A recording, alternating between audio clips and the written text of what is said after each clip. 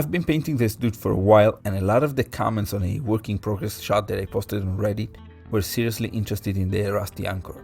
I decided to show you guys how to do it quickly and easily. Of course, I didn't have a second model, but I found these anchors ornaments in the dollar shop, so cool, I guess. This is in plaster of Paris, but it doesn't matter too much, so let's move on. I had to rework one of them to remove the rope and to add some texture with Vallejo Dark Earth. Then just a quick priming with Vallejo German Grey and we're ready to go. So I went around my hobby table and I gathered all the rusty colors I had. Vallejo Chocolate Brown, Old Rust and Engine Rust from Sacred Weapon Miniatures, then Orange Brown, and this paint that I made myself, there's no name, let's say it's Razor Rust for simplicity. You can pick and mix all the browns and oranges you have to make your own rust.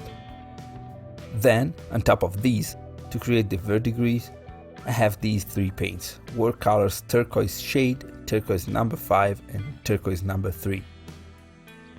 Let's start with the basic rust effect. You see all the paints laid out here on the palette.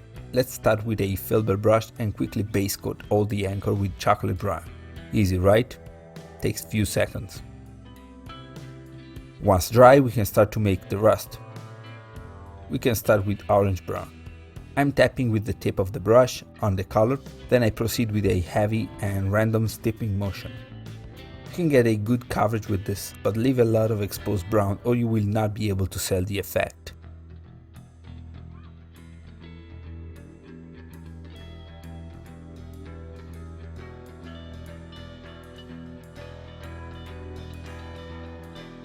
Next, I went on with Old Rust. This is a dark color, so I'm going light with it, but the principle is the same, random stapling here and there.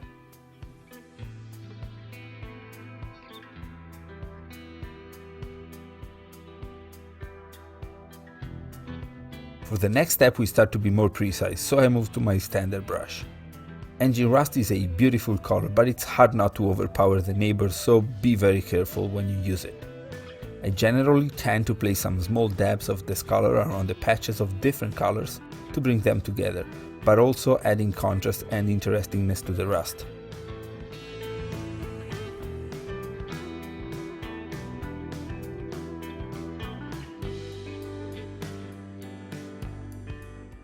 Finally, the orange.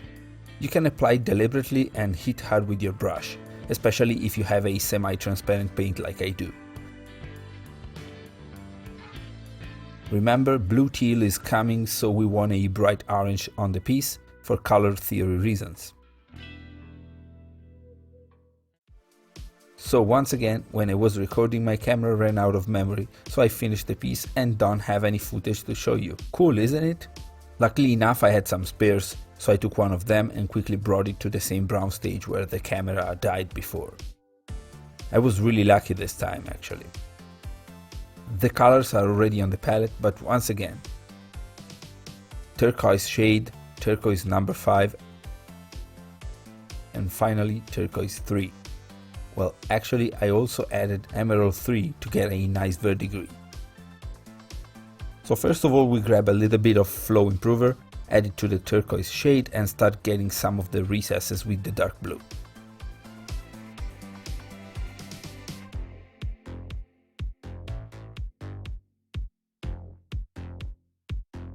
When still wet, we can go on with turquoise number 5, higher coverage and value to start bringing the blue out.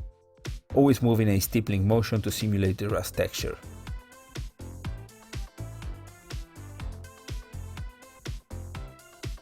Again, we move up in value with turquoise number 3 and quickly sketch some of the highlights on the pieces, following the texture as a guide.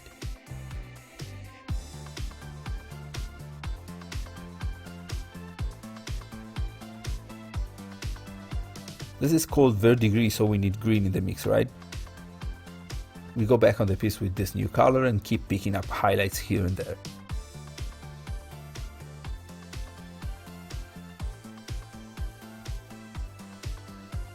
Once this is dry, you can pick up some turquoise number 3, mix it with white and get a color to highlight the very top of the textures on the model.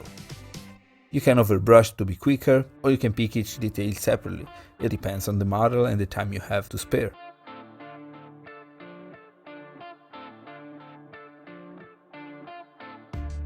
Of course, you can grab some shades and come back on the model to strengthen the dark areas, kicking up the contrast a little bit.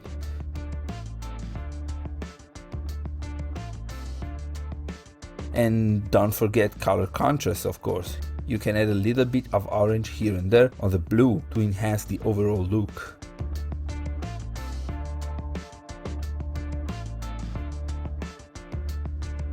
Finally, I finished painting off cam the ropes and that metal thingy that's stuck there, so we can see the finished miniature. They were not important. Shape apart, the result is pretty close to the one on the Mini. This is a rich, satisfying palette to paint with good color contrast, with cold and warm colors, and don't forget the beautiful rusty texture, of course. Not bad for a grand total of 20 minutes of work, right? I hope you liked this quick tutorial. Feel free to share it with your friends, of course. Please like and subscribe, and don't forget to click the bell. See you next time.